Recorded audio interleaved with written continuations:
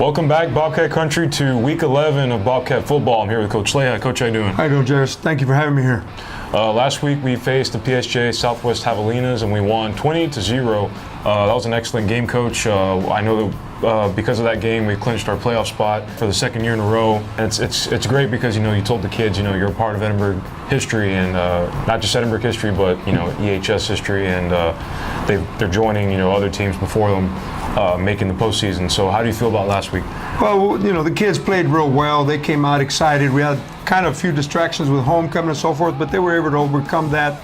And they played their hearts out. They came out there with wanting to make a statement. They made a statement against Southwest. Southwest is not a pushover. They've given everybody a good game. But they came out and they played well, and we got a shutout.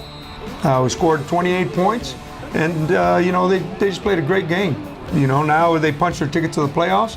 They're a part of Edinburgh history, and now we're just waiting to see who we're going to play in the playoffs. Now this week we face PSJA North Raiders, the last game of the regular season. We know that they're having, they've been struggling a little bit, but they've won a couple of games, and they're still dangerous. As we know last week against the Javelinas, not to underestimate a team. They're a physical ball club, and they're fighting for a playoff spot as well. Yeah. This is a big game for them. It's a big game for us, depending on seeding and so forth. There's a lot of schools looking at our game to see if they're in the playoffs or not. This PSJ North team's led by a quarterback by the name of Randy Reina. Great athlete, very mobile. He can throw the ball real well. They got a huge offensive lineman by the name of Adrian Basaldua. Adrian is maybe about 6'3", 6'4", 285 pounds. He's a massive kid. They also got a great little running back in Art Beltran, who's come back from an injury, but he still runs real well. And they have a good little receiver in number 10, and Joe Barbarena, who does a good job out there, stock blocking and making some plays. Defensively, they have a linebacker number 21, Daniel Carrillo, who's physical, and he's going to fly to the football. So, we got our hands full this week. They're not a pushover, and we're just going to try to treat it like a playoff game and try to get the win.